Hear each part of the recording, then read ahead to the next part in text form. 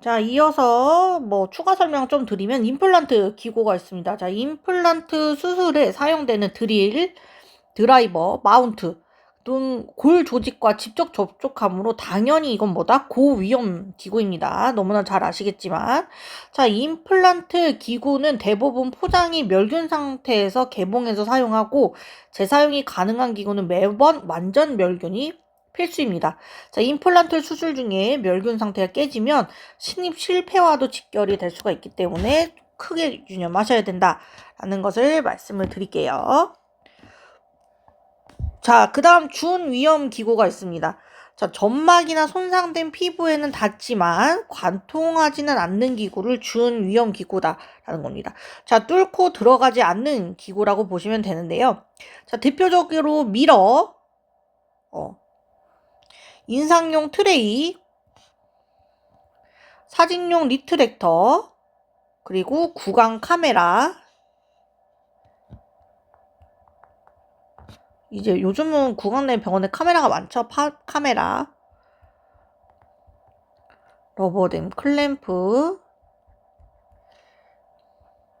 아말감, 카버, 광중압기, 팁 등. 자, 여러 가지 이런 제품들이 있습니다. 우리가 사용하는 물건들 중에. 자, 처리 수준은 멸균을 권장하지만 열에 약해 멸균 불가지는 어떻다? 높은 수준의 소독을 해야 된다라는 거죠. 자, 인상용 트레이와 기공소 전단, 이거 정말 중요합니다. 자, 인상 체독을 하고 나면 타액과 혈액이 묻은 인상체를 기공소로 보내야 하잖아요. 자, 이때 그냥 보내면 기공사 선생님들도 감염에 노출이 될 수가 있기 때문에 인상제 올바른 처리 순서는 첫 번째는 흐르는 물로 씻고 혈액을 세척하고요. 중간 소독, 소독제, 글루타알데히드 2%나 NaOCl 1대10의 희석액 등으로 살짝 10분 정도 스프레이 또는 침적을 합니다. 10분. 너무 오래 두시면 안 되고. 자, 알지네이트는 안 돼요. 자, 그리고 세 번째 다시 물로 헹궜다가 인상제가 소독제가 인상제 변형시킬 수가 있어서 소독을 했다가 헹궜다가 밀봉 후 발송을 하고 소독 완료 스티커 부착을 해주면 어머 너무 감사한 병원이잖아 라고 생각할 수가 있습니다. 자, 기공소에서 소독 완료 여부 표시를 전달하는 것이 직접 예의이자 감염관리의 의무다라고 보시면 됩니다. 자, 두 번째는 광중압기 팁인데요. 광중압기 팁은 구강 내 점막과 거의 직접 닿는 경우들이 많기 때문에 임상에서 이걸 소독 없이 그냥 써는 경우가 생각보다 많습니다. 자, 열에 약한 플라스틱 팁 전용 커버를 씌우거나 아니면 사용 후 중간 소독을 꼭 해줘야 된다. 라는 거죠. 자, 세 번째는 비위험 기구입니다. 자, 손상되지 않는 정상 피부와만 접촉하는 기구. 자, 대표적인 기구로 유니트 체어, 라이트 손잡이, 방사성 촬영기 튜브, 혈압계, 테이블, 브라켓 테이블, 이런 것들이 이제 비위험 기구인데요. 자, 얘는 중간 저수준의 소독을 진행을 합니다.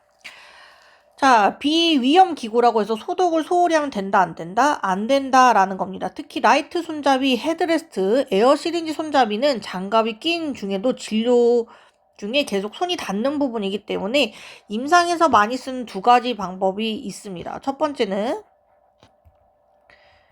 환자마다 소독을 하고요. 자, 70% 알코올이나 4급 암모늄 계열의 소독제로 표면을 닦고, 그리고 두 번째는 베리어 기법이 있습니다. 자, 알루미늄 포일 전용 커버를 씌우고 하고 환자를 그때그때마다 교체를 한다라는 거예요.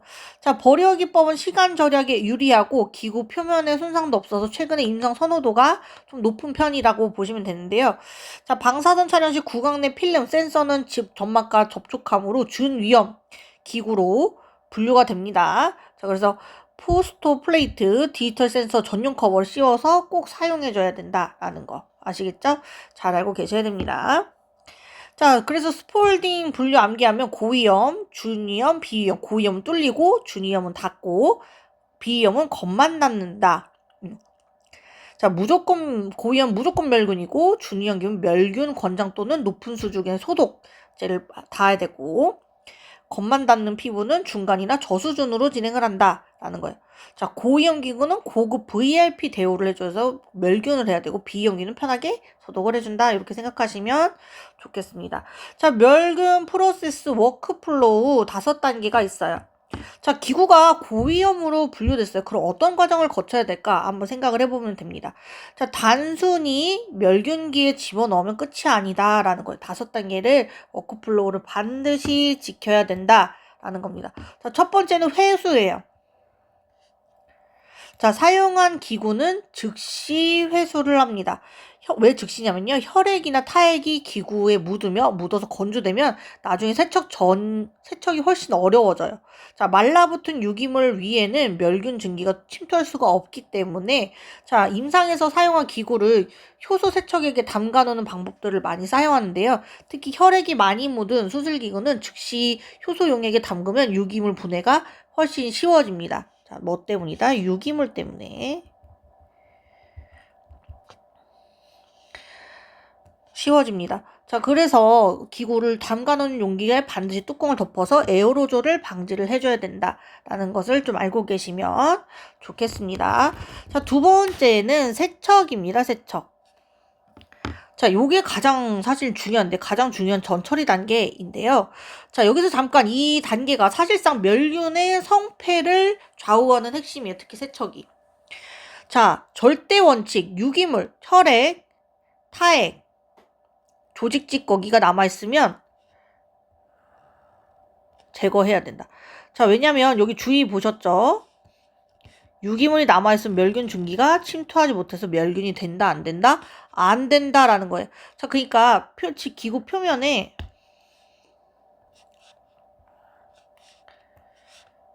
요런 유기물이 붙어가지고 잘 안 닦이면 붙어있는 상태로 그대로 멸균이 돌아가는 거예요. 그럼 이 밑에는 어떻게 됐다? 오염이 되어 있는 상태로 난다.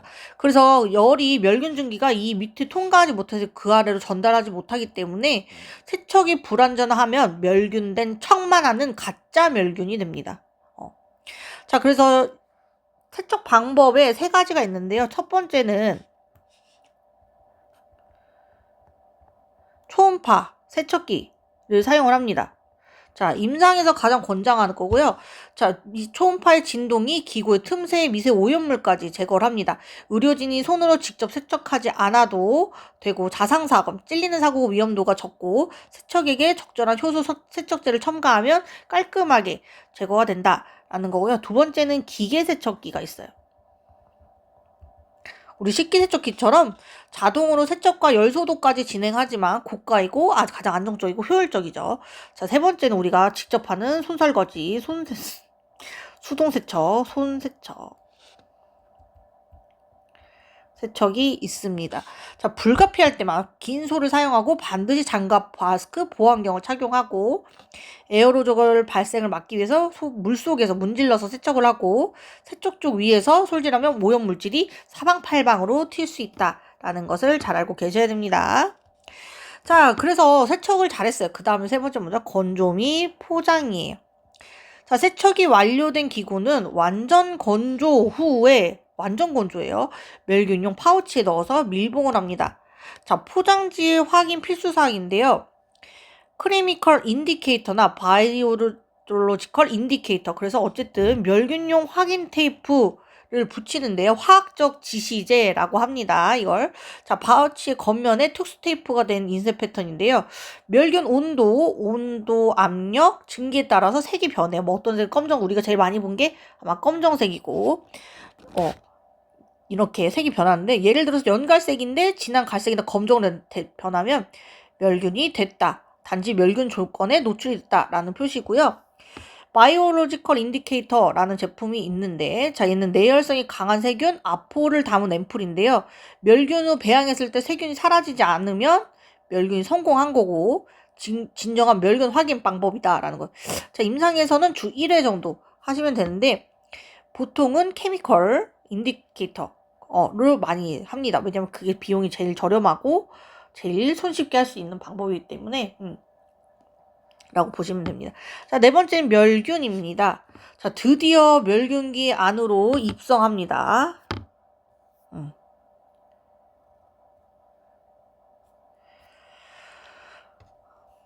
자, 기고 특성에 맞는 멸균기를 선택을 해야 되는데요. 우리 고압증기 멸균기와 건열 멸균기 두 가지가 있는데, 자, 여기는 뒤에서 좀 다뤄볼 거라서 조금 넘어가도록 할게요. 그 다음에 마지막에 보관으로 가죠, 우리가. 자, 보관. 멸균된 기구는 습기가 없는 밀폐된 장소에다 보관을 해야 되고, 습기가 있게 되면 포장이 찢어지거나 찢어지면 멸균 상태가 깨진 거기 때문에 즉시 포장하고 재멸균을 해야 되고요. 무거운 기구를 포장지에 쌓으면 안 된다라는, 파우치가 손상이 되기 때문에 안 된다라는 거고요. 자, 그리고 여기서 중요한 원칙이 또 하나 있습니다. FIFO에서예요.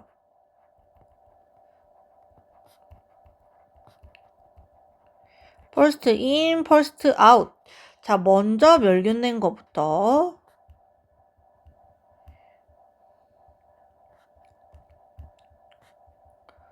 더 사용해야 된다라는 거예요. 자, 그리고 보관 기간은 날짜 기반 상태가 아니라 뭐다? 상태 기반. 상태가 괜찮은가 안 괜찮은가. 상태 기반 상태로 둬야 된다. 포장이 손상되지 않으면 유효하고요. 보관 선반은 바닥에서 최소 20에서 25cm 이상 높이의 벽에 간격을 둬서 순환할 수 있게, 젖지 않게 잘 마를 수 있게 해줘야 된다라는 게 굉장히 중요합니다. 자, 주요 멸균기 요거 한번 보도록 할게요. 자, 멸균할 때 이 멸균기에 맞게 선택을 한다라고 말씀을 드렸는데, 자, 고압증기 멸균기와 건열 멸균기 두 가지가 있습니다. 자, 고압증기 멸균기는 원리 우리 미생물 때도 했지만 121도에서 압력 15파스칼 압력에서 15분에서 20분간 증기를 막 침투시켜요. 그러니까 압력밥솥처럼 온도를 엄청 올려서 높은 온도, 100도도 아니고 그보다 더 높은 온도를 해서 압력을 가는, 그러니까 찌부짜부를 만드는 겁니다. 저희 아들이 제일 좋아하는 단어인데 찌부짜부. 자, 얘네 장점은 침투력이 우수해요. 그리고 시간이 짧고 경제적이고 가장 널리 사용이 됩니다. 자, 하지만 여기에 큰 단점이었는데 금속 기구가 부식될 가능성이 있고 날카로운 날이 무뎌질 가능성도 있어요. 수분 때문에. 그리고 플라스틱 같은 경우는 무조건 121도까지 올라가기 때문에 변형이 됩니다. 자, 얘네들의 적합한 기구는 대부분의 금속 기구.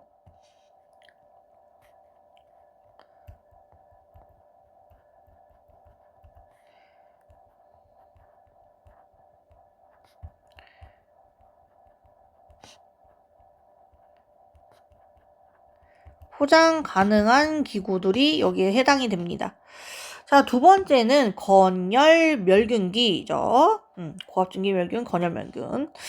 자, 이 건열 멸균기는 160도에서 170도의 뜨거운 공기로, 이제 사막 같은 공기로 한두 시간 계속 가열을 합니다. 자, 얘네들은 기구 부식도 없고 건조 과정도 불필요해. 왜냐면 계속 마른 장작 태우듯이 막 하니까. 자, 그래서 날카로운 기구 보존에 유리가 합니다. 하지만 단점은 시간은 매우 걸려요. 한두 시간이잖아요. 빨리 꺼내서 써야 될 때는 굉장히 불편하겠죠?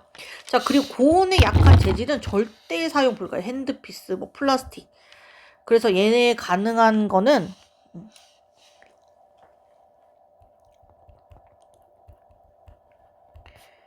오일, 파우더, 날카로운 기구들이 여기 사용이 됩니다. 자, 이제 핸드피스도 에어로졸에 되게 취약하잖아요. 자, 저속은 내부에 구동 부품이 있어서 멸균 방법이 굉장히 까다롭습니다. 특히 핸드피스. 자, 반드시 핸드피스 전용 오토클레이브를 사용하거나 제조사 지침에 따른 내부 윤활유 후 멸균을 해야 된다라는 거예요. 자, 핸드피스 내부 역시 환자의 혈액과 타액이 역류하는 썩백 현상이 생깁니다. 자, 그래서 환자마다 교체 멸균이 하나 갖고 쓰시면 안 되고 교체와 멸균이 필수적이다. 자, 비용 때문에 잘 지켜지지 않는 경우가 굉장히 많아요. 하지만 감염관리 기준에서 환자마다 멸균 핸드피스 사용이 맞다라는 거죠. 자, 하물며 하지 못하면 고위험 수준의 소독이라도 해야 된다라는 게 합니다. 근데 보통은 그냥 알코올로 쑥쑥 닦아서 그냥 다시 쓰는 경우가 너무 많아요. 만약에 그게 나의 가족과 내가 아는 내가 사랑하는 사람들이라고 생각을 넣었다고 생각해 보시면 절대 그렇게 할 수 없다라는 거. 귀찮지만 해야 된다. 자, 그래서 우리 핵심 개념 여기 아포 또 미생물 복습이네요. 자, 아포란 무엇인가? 자, 파상풍 균이나 탄저균 같은 바실리우스 같은 일부 세균은 생존이 불리한 환경에서도 살아남는 뭐가 있다? 아포가 있다라고 했습니다. 자, 이 초강력 갑오지라고 말씀을 드렸는데, 자, 이 아포의 특징은 이런 특징들이 있어요. 첫 번째는 100도씨 끓는 물에도 수시간을 버팁니다. 생존합니다. 독한 것들. 자, 그 다음에 일반 소독제 보고 웃는 정도. 택도 없다라는 거. 자, 그리고 건조, UV, 화학물질, 내성 최고. 자, 그래서 이런 아포를 없애는 방법은 뭐만 할 수 있다? 절대적인 적절한 멸균만 할 수 있다라는 거죠. 자, 그럼 우리가 소독과 멸균에 대해서 또 구분을 해야 된다라는 거. 자, 왜냐하면 미생물에도 중요하게 나오는 부분이기 때문에 소독. 자, 소독 먼저 쓸게요. 자, 소독. 아포 제외 대부분의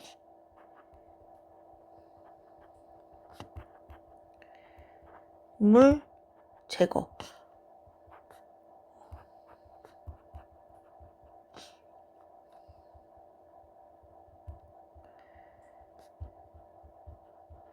자, 이게 소독이고,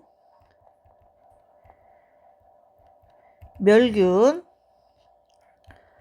아포 포함 모든 형태의 생명체 완전 사멸이에요. 자, 얘는 뭐다?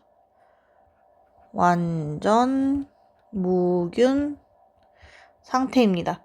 자, 비유로 들면요. 소독은 방 청소고 멸균은 방을 폭파하고 재건했다라고 생각을 하시면 좋을 것 같습니다. 자, 그래서 고위험기구에 소독만 했다. 그거는 청소만 한 거예요. 절대 안 돼요. 삐삐. 자, 쭉 내려가 보겠습니다. 이제 개인 방호구 PPE라고 합니다. 착용과 손 위생입니다. 자, 이제 우리가 매일 사용하는 PPE라는 건데요. Personal Protected Equipment 해가지고 개인 방호구라고 합니다. 자, 와 손 위생인데요. 자, PPE는 우리 몸과 병원체 사이에 물리적 장벽을 한다. 물리적 장벽. 그러니까 나를 보호해주는 나의 갑옷이다라는 거예요. 자, 이 갑옷을 잘 착용을 해야 되는데 적을 알려면 갑옷을 잘 착용해야 돼. 착용법이 잘못되면 쓰나마나입니다. 자, 심지어 탈의를 잘못하면 오히려 그 과정에서 감염이 됩니다. 자, PPE 종류와 선택이 있는데요. 첫 번째 PPE 마스크, 장갑. 이제 PPE 종류가 여기 따로 없지만 한번 적어볼게요. 장갑, 마스크, 보안경, 쉴드, 가운 이렇게 있습니다. 자, 장갑은 단 정말 뭐다? 손 보호고,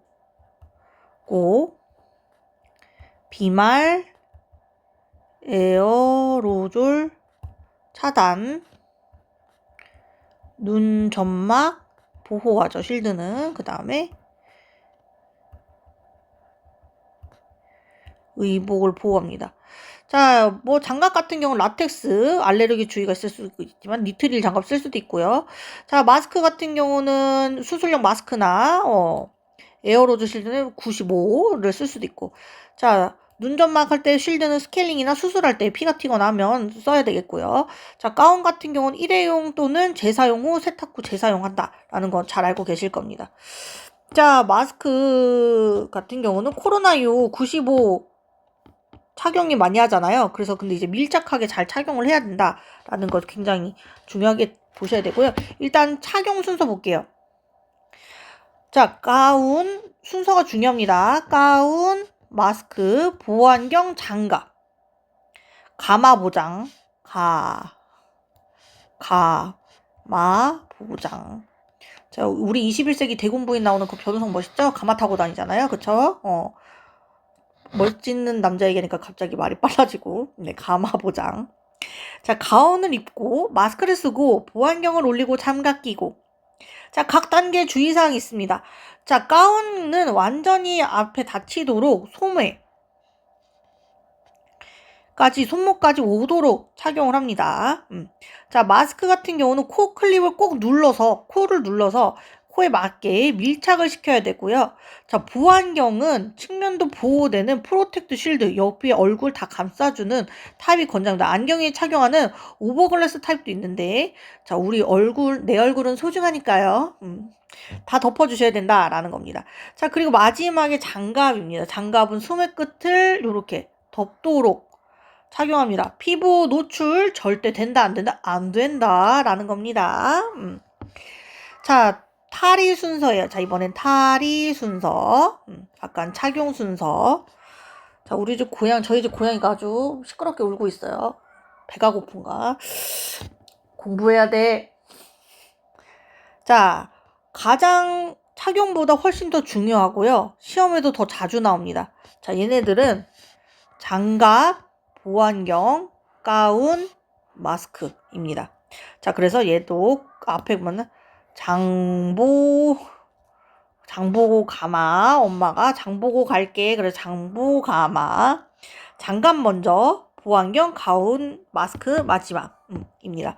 자, 상세 방법 보면요. 장갑을 제거해요. 왜냐하면 가장 많이 오염이 됐어요. 자, 그래서 얘네들은 끝으로 이렇게 잡아가지고 쓱 벗겨내야 된다는 거. 뒤집어 벗기. 오염면을 잡아서 거꾸로 벗기. 그리고 그 장갑을 낀 손은 반대쪽 장갑을 손목 부분 넣어서 뒤집어 벗기. 그래서 결국 두 장갑이 서로 안에 뭉친 상태로 찌부짜부가 돼야 된다는 거. 자, 맨손이 장갑 겉면에 절대 닿지 않게 안쪽이 내면이 나오게 해줘야 된다라는 거죠. 두 번째는 보안경을 제거합니다. 귀에 끈 걸리는 부분만 잡고 툭 하고 뺍니다. 절대 렌즈 앞면으로 손을 만지면 된다, 안 된다? 여기에 막 다 묻었는데 요거 잡고 빼면 또 손에다가 다 묻히는 꼴입니다. 자, 세 번째는 가운 제거입니다. 안쪽이 내면이 말아서 돌돌돌돌 가운을 여기다 벌어서 바깥쪽으로 돌돌돌로 버립니다. 자, 마지막 마스크 제거입니다. 끈만 잡고 뒤에서 뺍니다. 마스크 앞면은 가장 오염된 부분은 절대로 손으로 잡지 않는다. 그 다음 PPU 뭐 한다? 즉시 손 위생을 합니다. 자, 탈의 순서 이해하셨죠? 왜 장갑이 제일 먼저이고 마스크가 더 중요한 거 아닐까요? 라는데 장갑은 진료 내내 환자 구강 속 안에 들어가 있었기 때문에 겉면이 가장 많이 오염이 됐습니다. 그래서 이게 제일 먼저 제거해서 손을 자유롭게 만들어야지 이후에 보호안경과 가운을 안전하게 벗을 수 있습니다.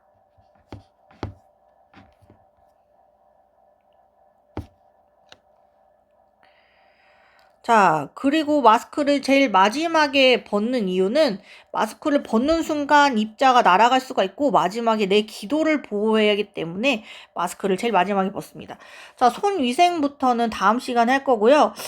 좀 이제 시험이 얼마 남지 않아서 제가 조금 고민 중이긴 한데요. 지난번처럼 그냥 오픈북으로 하되 10문제 정도만 하고 하는 게 어떨까 지금 제일 그게 유력한 생각입니다. 그래서 지금 일단 OX 퀴즈로 갈까 오픈북으로 할까 OX 퀴즈는 좀 위험률이 높아요. 잘못 틀리면 다 틀릴 수도 있기 때문에 O 아니면 X잖아요. 50대 50이라서 더 위험하고 그래서 차라리 지난번처럼 그냥 책을 보시고 그대로 쓰시는 게 어떨까 싶어요. 제가 저번에 한번 해봤기 때문에 제 스타일 아실 것 같고 그래서 일단은 오픈북이고 20문제 말고 기말고사 때는 기말고사 시험도 많은데 그쵸? 한 과목씩 김호성 교수님 과목도 추가가 됐잖아요. 그러니까 10문제 정도로 지금 생각을 하고 있습니다. 그래서 좀 좋은 의견 있으시면 또 주시면 참고는 하겠고요. 자, 오늘 하루도 수업 들으시느라 고생하셨고 다음 주에 영상으로 또 찾아뵐게요. 안녕히 계세요.